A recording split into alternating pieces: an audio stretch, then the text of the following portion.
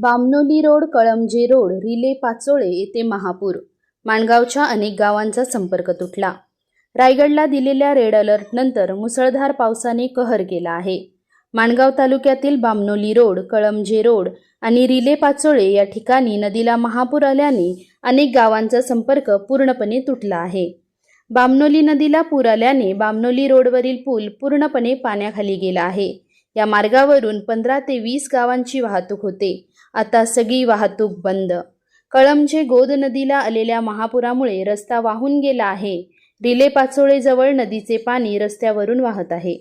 पूर आणि रस्ते बंद झाल्याने वरील गावांमधील रुग्ण, जीवनावश्यक वस्तूंचा तुटवडा निर्माण होण्याची भीती आहे. परिस्थिती गंभीर असल्याने प्रशासनाने NDRF पथकाला तयार राहण्याचे आदेश दिले आहेत. ग्रामस्थांना सुरक्षित ठिकाणी जाण्याचे आवाहन केले आहे.